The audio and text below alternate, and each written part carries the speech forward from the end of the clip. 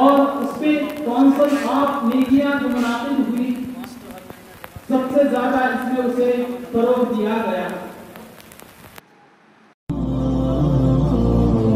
رباه عفوك إني للنور مدت يداي نزعت أسرار قلبي.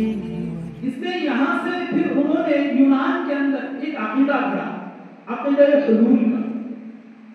اس پر تھوڑی سی روشنی ڈالتا ہوں. عقیدہ حلول جیسا کہ ہمارے ہندوستان کے اندر آریس جب آئے تھے یونیشیا سے اور آ کر انہوں نے یہاں پر جو جنگ چلی ہے دراویز کے ساتھ اور وہ جنگ کے اندر غالب ہو کر یہاں کی قوم کو انہوں نے غلام بنایا، داس بنایا اور خود جو ہے ان پر غالب ہو کر غلامیت کی زنجیر میں انہیں جگڑا. اور یہاں پر بھی ایک عقیدہ حلول کا ایک عقیدہ نکالا، جیسے وشنو، برہما، مہیش. یہ تین ہندوؤں کا عقیدہ ہے کہ جب ضرورت پڑتی ہے تو ویش خدا بن جاتے ہیں، کب ضرورت پڑتی ہے برہما ماں فوق الفطرت، جس کے سر سے، جس کے جو ہے مونڈوں سے، کانوں سے، جس کے رانوں سے، جس کے پیروں سے جو قومیں پیدا کی گئی. اور اسی طرح سے ویش. تو یہ عقیدہ حلول کا جو عقیدہ ہے، اسی طرح سے یونانی فرقے نے بھی اس عقیدے کو گھڑا کہ نعوذ باللہ من ذالک اللہ رب العزت حضرت عیسیٰ علیہ السلام میں حلول ہو گئے.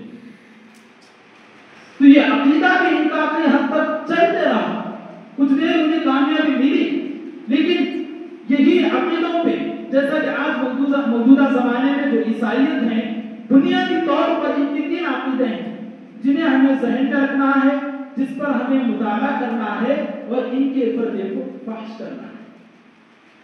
تو وہ تین کون کون سے ہیں؟ ایک عقیدہ تثلیث جو میں نے آپ کو بتا دیا. عقیدہ تثلیث میں تینوں کو لے آتے ہیں، وہ کبھی ان کے مطابق چلتا ہے سب. کبھی عیسیٰ علیہ السلام کو خدا مانتے ہیں، کبھی حضرت مریم رضی اللہ تعالیٰ عنہ کو مانتے ہیں، کبھی روح القدس کو مانتے ہیں. اور اسی طرح سے عقیدہ حلول یہ بھی ایک بڑا عقیدہ ہے. تین عقیدہ ثلاثہ جو ہیں، یہ تین بڑے جو عقیدے مانے جاتے ہیں، اسی میں سے ایک عقیدہ تثلیث، ایک عقیدہ حلول. تو اب اور دوسرا ہے عقیدہ کفارہ. نعوذ باللہ من ذالک. اس پر بھی جو ہے ہمارے ایک ساتھی وہ بھی محاضرہ پیش کریں گے عقیدہ کفارہ کیا ہے. تو آپ سے جو ہے ہماری یہ درخواست ہے کہ کیونکہ یہ امت کی کشتی اگر تین لوگوں کو چلانا ہے جس کے ہاتھ میں اس کی ڈور ہے وہ علماء ہے. کیونکہ ہم جو آج دیکھ رہے ہیں موجودہ زمانے کے اندر عیسائیت یہ اتنا پنپ رہا ہے کہ معصوم لوگ ان کے آغوش میں دھستے چلے جا رہے ہیں. آپ کو معلوم ہے کہ زمین پہ اللہ رب العزت کو سب سے ناپسند اگر کوئی فعل کوئی گناہ ہے وہ شرک ہے. اور ان کی جتنا ڈھانچہ جتنی عمارت ہے وہ شرک پر مبنی ہے. تو آج ہمیں ان چیزوں کا خاتمہ کر کے محض اللہ رب العزت کی توحید کو عام کرنا یہ ہم سب کی ذمہ داری ہے. اللہ رب العزت سے دعا ہے کہ اللہ رب العزت ہم سب کو اپنے مبارک دین کی خدمت کے لیے قبول فرمائے. آمین و آخر دعوانا الحمدللہ رب العالمین.